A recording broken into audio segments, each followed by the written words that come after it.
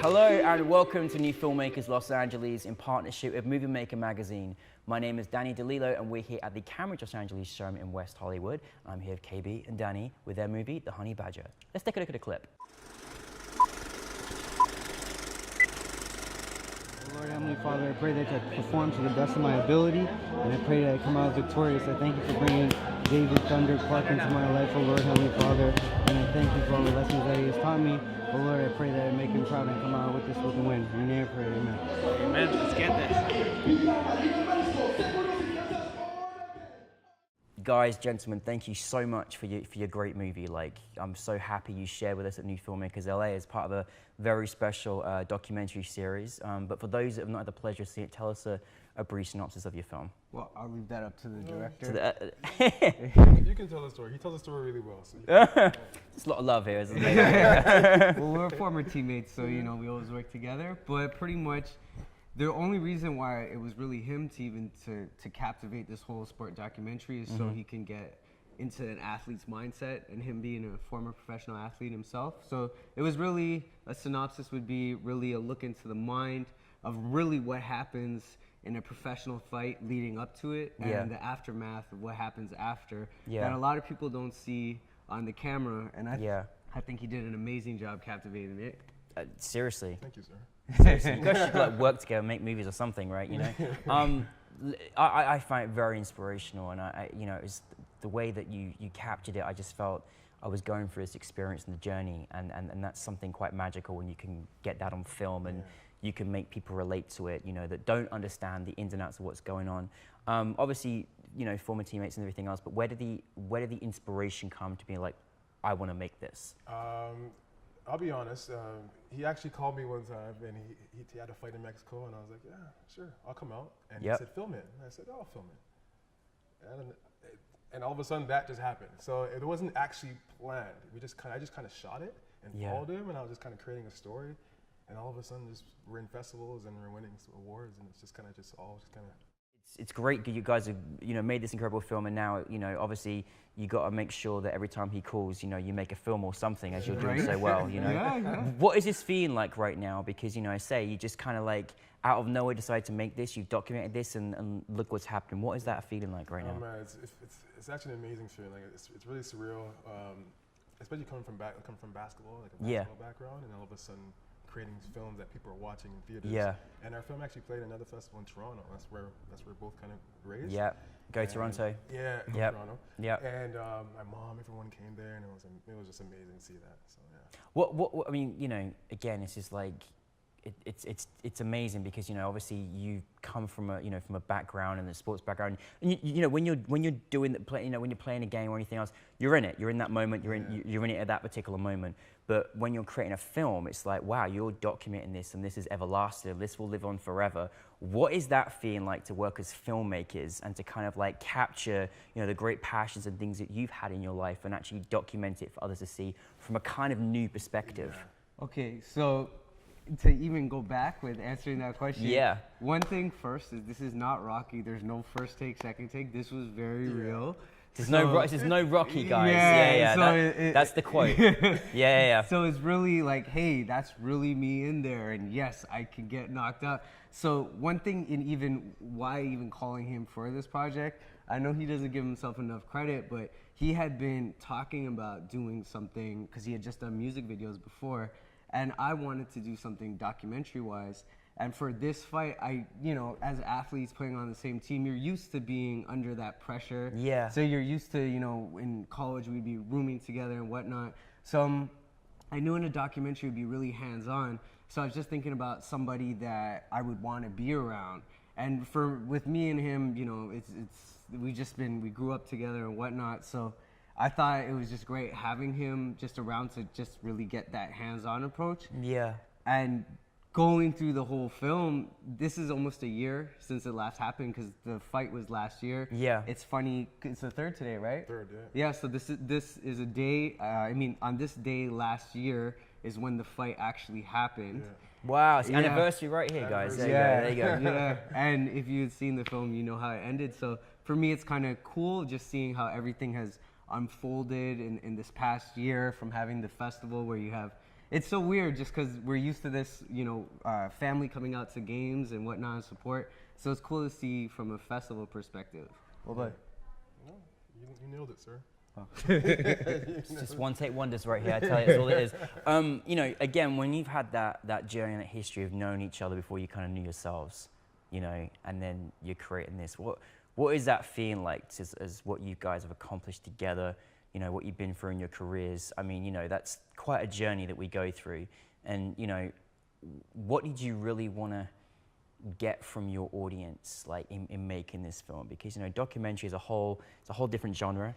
And you know, you want the messaging to go out there to you know, to your audience. And what kind of were you looking for when you were creating it? Yeah, for me, I definitely didn't want to go like the traditional route of documentaries. So if you watch the film, like it's shot differently. It's really totally different. Yeah. Everything's really tight. It's quick cuts. So it's not your typical documentary sit down interview. It was really like me just literally just following him. Yeah. And kind of telling him to talk. You know. One shot we had, I was like, Daniel, talk, say something. And his face is kind of on the side profile, and I got that shot there, and he was just talking, and I kind of just added that in. I didn't know how that all worked out, but like everything was so organic. Nothing was really planned. So it was a doc, but it was like kind of like a film. Yeah. You know what I mean? No. Yeah. And I love those quick, the quick shots, Yeah, and when just, you're, you know, because it's like you're really in that second, in that moment. Yeah. You know, it's not like we're sitting back here and here's a documentary. Yeah, it's like, you know, you took us, and that's as fast. Your game was fast. Like, what are you talking about? That's how it is. It's like boom, boom, boom. Here we go. Quick, you know, did it feel weird having something where you know you're going through a lot of emotions, you know, when you're in any sport, you go through a lot of emotions, but when that's being so closely documented, what does that feel like? It would have been hard if it was anybody else, to be honest but with it's you. this guy. What So it's like I'm used to having him like in my face, like even if it was bad. So I'm used to, you know. So it was a little bit. It was comforting too. At the same time, though, it does feel different because right now we're shooting for the full length one as I'm leading up to my next fight. Yep, nonstop. And now I kind of know everybody, you know, is watching, so it kind of gives you a different level of accountability as well too. So for me, again, it's like you can't really fake it, so it sucks. Like it's an added motivation for me to keep training, you know, to win again, to keep fighting, and and just keep doing what I'm doing. Otherwise, they'll shove a camera in your face either way, so you got to keep it up, right? You know, so. But you know what was crazy? It was crazy going to Tijuana. Have you been before? I have been to Tijuana. Okay. Yes. Going to Tijuana and filming was absolutely crazy. I was nervous the whole time because I had a camera in my hand. I'm just wandering around. Everyone's looking at me. Who's this guy? And I'm following him. Yeah. And it was like, who's this guy? Why are you following him? So that was crazy and long. Like, that was really crazy, really scary. Yeah. You know, the things you do for filmmaking, though, right? You know? Put yourself out there. And then remember, you know, as an outsider going in and you're fighting a hometown guy Hello, too. So we were just very happy to get back when we got back. Like, let's get this shot pretty quick. We gotta go. Yeah. What's it like when you again started on the phone call, you created this whole project, and then to put the Honey Badger in front of an audience and just to see new people with new reactions, you know, whether it be your family or new people here in Los Angeles, what is that feeling like that you just accomplished and made this film? It's funny because it's kind of like basketball. Like I remember I had my friends watch my games, and if I'm doing a cool dunk or I played it amazingly, I would always get responses. Kamar did a great job. So it was very similar because in the film, I get all these messages. Yeah. Kamar, sick film. Yeah. How'd you do it? So it was kind of. I actually felt like I've been there before. Yeah. Through basketball. So yeah. It's basically like, if nothing he can do basketball, he can be a filmmaker, he can run for president, like, here we go, you know, please. You know what I mean? There you go. Yeah. How about for you? To be honest, because we have almost the same group of friends, so in our whole dynamic, I'm the one that gets heckled a lot. I have no idea why. So it's funny, like when we were in Vancouver and you're the filmmaker, and you have a bunch of like jock idiots, you know, just sitting there, and I'm getting heckled as the thing. Like, what's happening? You know, I was just like, these guys, man. So it's just like, it's funny because, you know, you get roasted in the group chats. Because they have their own little commentary going on. And they'll send you the snaps like, oh, we're watching your documentary. You know, so it's been funny. It's okay, you're the star of the show, don't worry about it. It's been funny because they get added to make fun of me for. So it's really funny that way. You know, well, long as looking after you good, you know what I mean? Long as they're showing you the star that you are. But I mean, you know, it's a great journey that you've been on, and the journey is continuing. As you said, you're looking into, you know, making this into the future. What kind of compelled you to feel like this story is it's going to be a lot longer, or we love what we've done so far, let's continue it and make it bigger? Was there a point where you realized that was the case? Oh, that's a good question. I think we kind of both agreed after the first festival we got into. I remember someone approached us and said, "You guys should make this a feature," and we're like, "Let's do it." So we kind of just started filming from there, you know. So I don't know. Yeah, and then this one too is more thought out, where we've already started filming for it, and you know, we're in different locations. I'm always traveling, so whenever we're in the same city, we make sure we film. So it's not going to be like before, where it was just all shot in one segment.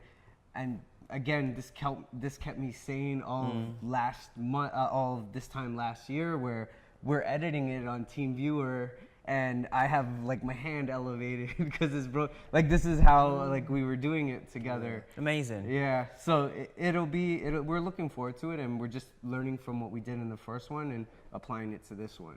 Well, I mean, you guys are multi-talented, there's no doubt about that. I mean, geez, I mean, it wasn't just like you say, it wasn't just like the documentary, but it was how you filmed it, how you captured it, how you made us feel, and kind of just really putting us into your world, you know, and I think that was just absolutely magical. So aside from the feature, you got a continuation of working together on other projects? We have a few things in the works, trying to figure it out right now. Because I actually really want to do a narrative.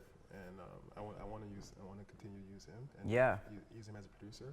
Of course. And I don't know. I think you guys could do anything. I feel like it's like a Disney film is next or something. You know, you can do anything. You know, I feel like I have no idea where we're gonna go with it, but I know right now together when we work together, I think it's something special. So. Yeah, just answer his calls and get your camera out and off you go. Yeah. Basically, as simple as that, because you're just going to win awards anyway, so you might as well just keep it going. So, or whatever you're doing fantastic. I love that you guys have just, you know, found each other through filmmaking as well, aside from everything else, and you know, may the journey continue. And thanks for your great talents. We appreciate you. Thanks a lot.